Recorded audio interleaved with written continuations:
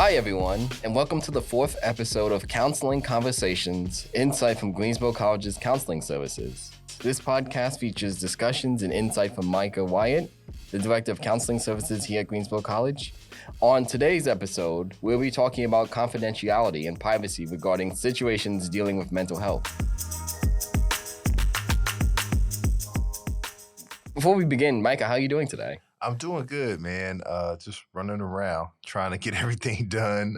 As I'm sure everybody else is, the semester's coming to an end and we're moving into summer. So just trying to get everything wrapped up and taken care of. But I'm doing good, though. Hope you are. Yeah, I mean, I'm in a similar boat where it's just the semester's wrapping up faster than we thought it is. And it's just a lot going on, but we can do this. And I know the students can do it and faculty and staff can do it. For sure. We're going to get through it. Yeah. So Micah, can you explain the importance of confidentiality in creating a safe and trusting environment for students seeking mental health support? For sure. Confidentiality is probably one of the most important pieces of coming into a counseling setting. Mm-hmm. And so essentially what it is the counselor or the therapist cannot disclose to anyone your information without your written consent, unless in case of an emergency. So if you come in counseling and you say that you're going to be a harm to yourself or someone else and we take you seriously, at that point, then we would have to kind of break that confidentiality rule. Mm-hmm. Outside of that, though, we wouldn't be able to do that because it's a breach of your HIPAA rights. Yeah. And so everything that you talk about in a counseling session is confidential information. And so the way we keep that sacred is with our own ethics and guidelines on how counselors and therapists are supposed to approach confidentiality with clients. But also, we make sure that the information that we do share is not a breach of your confidentiality.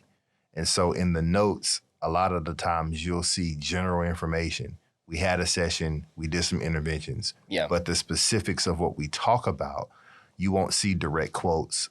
You won't see the client said this and then the therapist said that. Now, in the therapist's personal notes and what they jot down personally, things that resonate with them throughout the session, common themes that they're identifying, things that they want to review for the next session, those notes are strictly confidential and remain in the hands of the therapist. Even in a subpoenaed situation, it's still confidential information. Because if it was in a subpoena situation, you're asking me for my personal notes. Those notes are not treatment notes. So you could only get treatment notes in a subpoena situation, if I'm not mistaken, unless mandated by a judge. And then at that point, you would have to display your notes, but you'd have to speak to them, right? But usually that's not how it works. Usually it's been my experience that they want the treatment notes, the actual documented note that you use to bill if you're billing. In our case, at a college or university, the note that you have on the client's chart is what they want. And so your personal notes are just that, your personal observations. These are not always clinical. I was going to ask, and you can be very general about this. Can you think of like an example, maybe in a session that you had, or just, I guess, broadly of just like a general example, like during a session of how confidentiality has been critical in supporting a student's mental health? Yeah, when a student or a client comes in and they voice that they have suicidal ideation. Suicidal ideation and an actual plan of suicide are not the same. And so at the point where you are thinking about suicidal ideation, at the point where you are thinking about homicidal ideation, at the point where these thoughts are going through your mind and there's no clear plan, there's no intention to act upon it.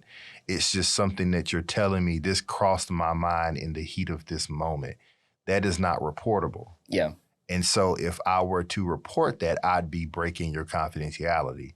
Another thing that happens oftentimes across college campuses is, especially in close-knit college campuses, small universities, small colleges, information just kind of gets haphazardly talked about. Yeah. And so you may have a student who's in a professor's course, and that professor may come to you and talk to you about that student. As a counselor, I can't confirm or deny any information that you ask me.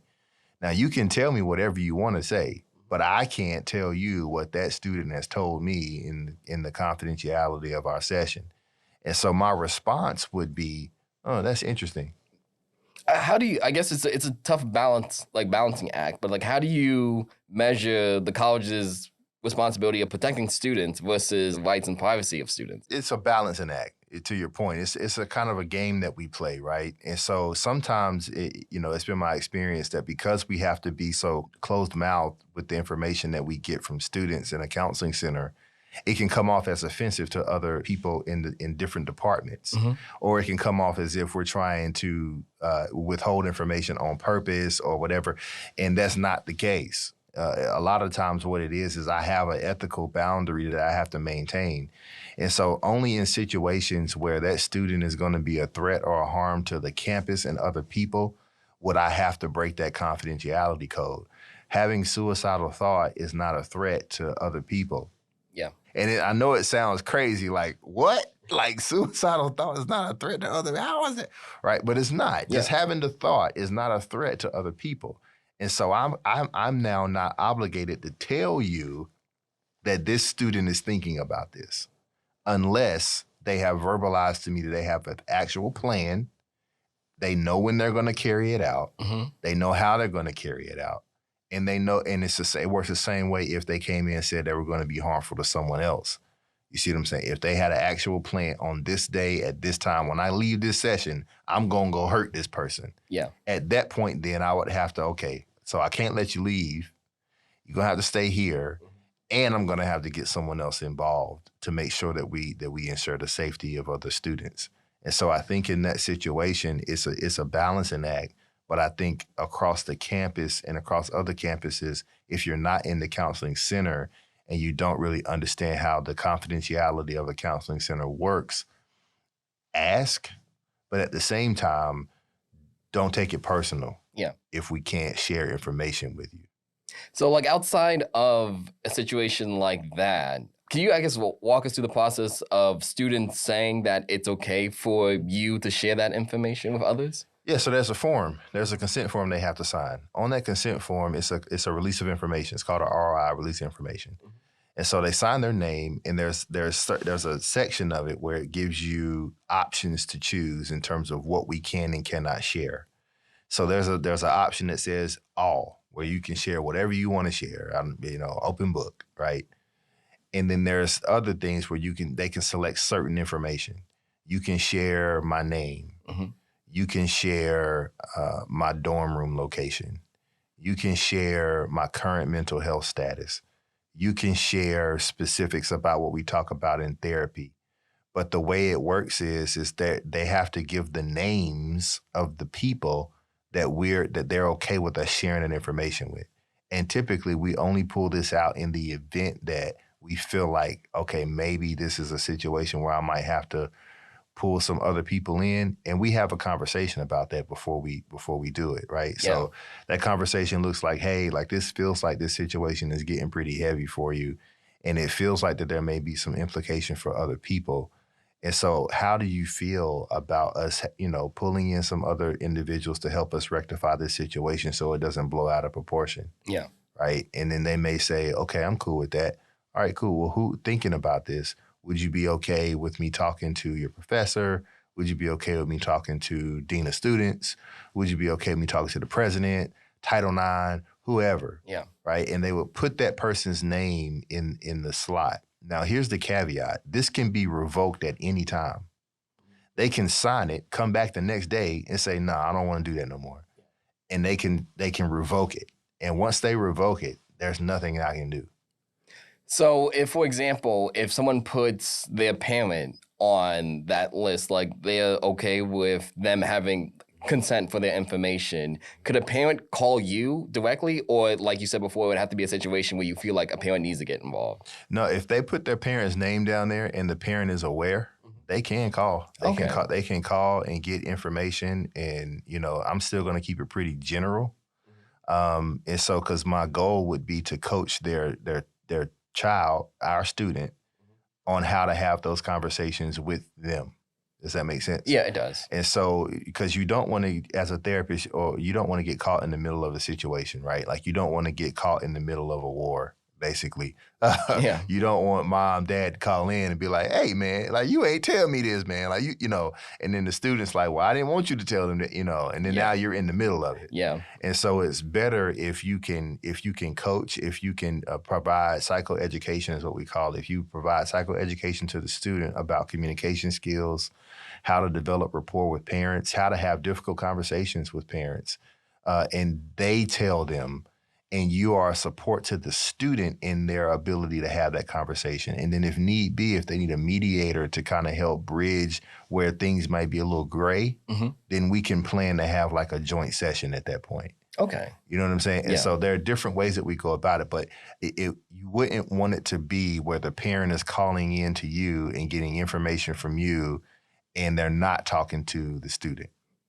Because then it can really break the trust that the student has developed in me as a therapist, right? To uphold their confidentiality, to, make sure that things are said and done in a way that keeps them safe, right? Yeah. And keeps their thoughts, opinions, feelings, whatever safe. And as I iterated before, this changes at the point where you have a active suicidal individual or active homicidal individual, and I take you seriously. You have a plan. Your demeanor feels off to me inside the session when you're talking about it. I'm reading your body language. You're clenching your fist. You're getting really angry. I get the feeling that, okay, if I let you go in this condition, the chances of you actually doing what you're saying, pretty high. So I think we're going to play the safe role and make sure we ensure safety, right? Yeah. So it's a thin line, but it's a hard balance. You know what I'm saying? It's a hard thing to balance. It really is. I know before you had mentioned how, like, at a small college, inadvertently, like, information can kind of be passed around. Yeah. Can you talk about, like, practices or strategies for, like, promoting, like, a culture of trust and confidentiality to encourage students, like, to seek help if they need it? A rule of thumb, if it feels personal, it probably is. Yeah. And you probably shouldn't share it. If it feels like, oh man, like, okay, this is starting to get a little bit too personal, I think you should stop that student, let them know, hey, okay, so let me kind of tell you what my role is. Let me remind you of the role that I have here at this university, here at this college, here at this institution.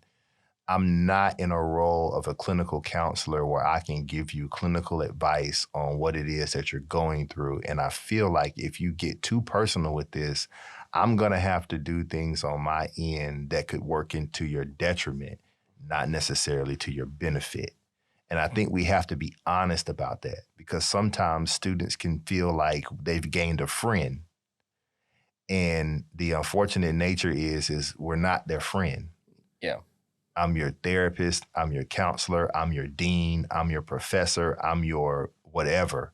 There's a capacity that you hold, and there's kind of an obligation that you hold along with that capacity to stay in that role and not blur those lines for that very reason.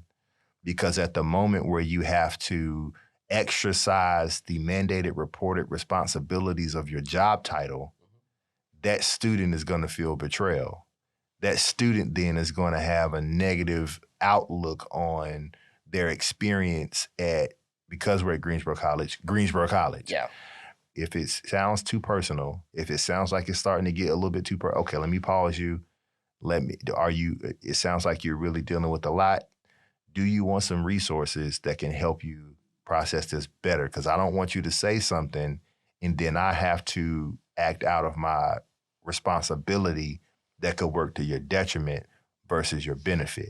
Yeah. Does that make sense? Yeah, that makes perfect sense, just because for the faculty, for the staff here, we're not certified counselors like you and your team are. Yeah. So, it sounds like, the best practice would be just kind of pointing them in your direction. And so far, everybody's been really good at doing that, and I think that if we can continue to do that, I think it will work in the favor of the student population, because now they learn how to create appropriate boundary in relationship. Yeah. Not just amongst authority figures, but in their own personal lives. I know how to put people in the right place for what they are to me, right? And so if I'm talking to my boss, I'm not going to talk to my employer the same way that I talk to my friends because there's a boundary here. But if my relationship with other adults feels more like a friendship and they're an authority figure, that blurs that line, and it creates a difficulty for me to develop appropriate relationship with other people outside of the college. So when I go out in the real world and I'm working and I'm, whatever, I'm like, man, when I was at Greensboro College, man, they were like super cool. Like, why, everybody would talk to you about your personal business and stuff like that and everything. And then, like, it just felt great. Well, It shouldn't go like that. If you're an academic advisor, my job is to advise you on your academics. If you're having personal life issues, I'm probably going to refer you. I'm probably going to ask you, it sounds like this is really heavy. It sounds like it's really impacting your academics in the way that you show up in the classroom. Do you want some additional resources to help you deal with this? Right? I'm not going to try and dive into it. Well, tell me what happened with you, with mom and dad. Tell me what happened with you. No. Because once we do that now we're starting to create a friendship where that line is going to get blurred. And if they say something that's against school policy, or if they say something that could possibly be taken a certain way, now you have an obligation. Yeah. Right? At least when they come to counseling, they can get tools and tips on how to navigate those situations before they get to a point to where now we have to consider other punitive options. But if you don't give them that option, then it's going to get punitive before it needs to. It sounds like it's just like the most important things if you're a faculty, staff role, and you're speaking with a student who has that situation, it's just like being aware of the resources around you and just trust, just because like you mentioned, like if you point them to the counseling center's direction, I mean, that builds up trust in the student. Like this faculty and staff member is looking out for me. And if the example you were giving where if that friendship happens and something goes out of bounds, then they lose that trust in you, and that may not get back to you. So, and we don't want to push them, right? Yeah. Like I'm not forcing this on you, right? I'm giving you your options. I'm letting you know, well, there are options for you on campus. Would you like to know what they are? Yeah. Right? I'm not saying, oh, no, you going to counseling, right? Because that too can be seen as a bit of a confidentiality issue. Now you're forcing you're forcing me to go to counseling. Like some students will feel forced, right? Like if you do that kind of thing, like, nah, you walking down here and talk to the counselor right now. Nah, like they're adults. As much as we hate sometimes to admit that, they are adults. They have to have the autonomy or the choice or the space to choose what they want to do about their own self, right? And so we have to give them the space to do that. And whenever we don't, they get used to someone being there to tell them what they need to do, tell them what they need to say, tell them where they need to go. The responsibility falls on the student. Yeah. That's what college is. So I'm going to say this, and it might get me in just a little bit of trouble, but I hope it's not anything crazy. But so I had a mentor one time. And before I came to college, he told me, he's like, Mike, I'm going to tell you, college does one thing for you.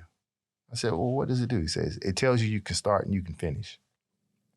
It teaches you how to become an adult.